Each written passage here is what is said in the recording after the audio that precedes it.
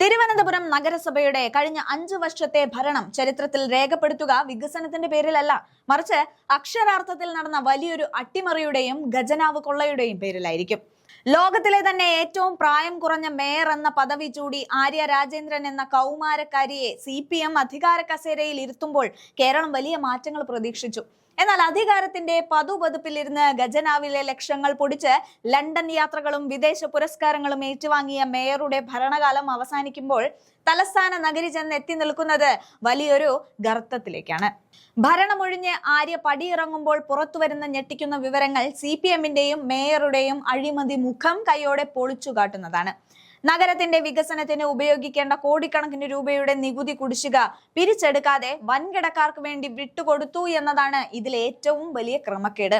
നഗരഹൃദയത്തിലെ കൂറ്റൻ കെട്ടിട സമുച്ചയങ്ങൾ, ഷോപ്പിംഗ് മാളുകൾ, സ്വകാര്യ സ്ഥാപനങ്ങൾ എന്നിവയിൽ നിന്ന് കൃത്യമായ നികുതി പിരിക്കാൻ ഭരണസമിതി തയ്യാറായില്ല.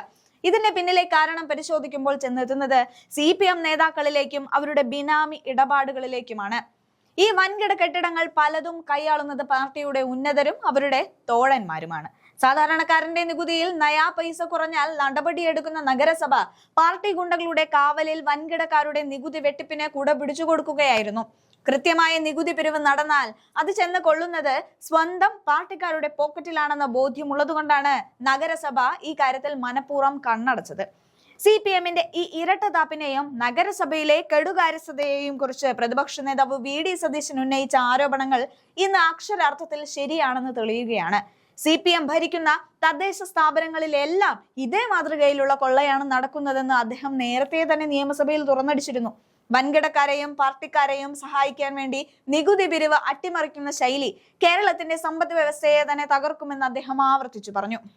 തിരുവനന്തപുരം നഗരസഭയിലെ നികുതി തട്ടിപ്പ് കേവലം ഉദ്യോഗസ്ഥരുടെ വീഴ്ചയല്ല, മറിച്ച് രാഷ്ട്രീയ നേതൃത്വത്തിന്റെ അറിവോടെയുള്ള വൻ കൊള്ളയാണെന്ന് VD സതീശൻ ചൂണ്ടിക്കാട്ടിയത് ഇന്ന് ശരിയാണെന്ന് കാലം തെളിയിക്കുന്നു. ആര്യ രാജേന്ദ്രൻ എന്ന പ്രായം കുറഞ്ഞ പ്രതിനിധിയെ മുൻനിർത്തി പിന്നിൽ നിന്ന് ചരടു വലിച്ച നേതാക്കൾ നഗരസഭയെ അഴിമതിയുടെ കേന്ദ്രമാക്കി മാറ്റി. നേമത്തും സ്വീകാര്യത്തും ആറ്റിപ്രയിലും നടന്ന നികുതി വെട്ടിപ്പുകൾ പുറത്തു വന്നപ്പോൾ അത് ഒറ്റപ്പെട്ട സംഭവങ്ങളാണെന്ന് പറഞ്ഞ് ഒതുക്കി തീർക്കാൻ നോക്കിയ മേയർക്കും ഭരണസമിതിക്കും ഇന്ന് മറുപടി ഇല്ലാതായിരിക്കുന്നു. സർക്കാരിന്റെ തനത് ഫണ്ട് പോലും വകമാറ്റാൻ കഴിയാത്ത വിധം ഖജനാവ് ശൂന്യമായത് എങ്ങനെ എന്ന ചോദ്യത്തിന് CPM നേതാക്കളുടെ ബിനാമി ബന്ധങ്ങൾ തന്നെയാണ് ഉത്തരം. പ്രസംഗങ്ങളിൽ വിപ്ലവം പ്രസംഗിക്കുകയും പ്രവൃത്തികളിൽ വൻകിട മുതലാളിമാരുടെ പാദസേവ ചെയ്യുകയും ചെയ്യുന്ന CPM ശൈലിയാണ് തിരുവനന്തപുരത്ത് കണ്ടത്. ആര്യ രാജേന്ദ്രൻ തന്റെ ഔദ്യോഗിക കാലാവധി തികച്ചു പടിയിറങ്ങുമ്പോൾ തലസ്ഥാന നഗരിക്ക് ലഭിച്ചത് വികസനമല്ല, മറിച്ച് തലമുറകൾ വീട്ടേണ്ടി വരുന്ന കോടികളുടെ കടബാധ്യതയും അഴിമതിയുടെ ദുഷ്പേരും മാത്രമാണ്. CPMന്റെയും മേയറുടെയും ഈ തട്ടിപ്പ് VD സതീശന്റെ വാക്കുകളെ അടിവരയിട്ട് ഉറപ്പിക്കുന്നതോടൊപ്പം ഭരണമാറ്റം കൊതിക്കുന്ന ജനങ്ങളുടെ മുന്നിൽ ഒരു തുറന്ന പുസ്തകമായി ഇതാ നിവർന്നു കിടക്കുന്നു.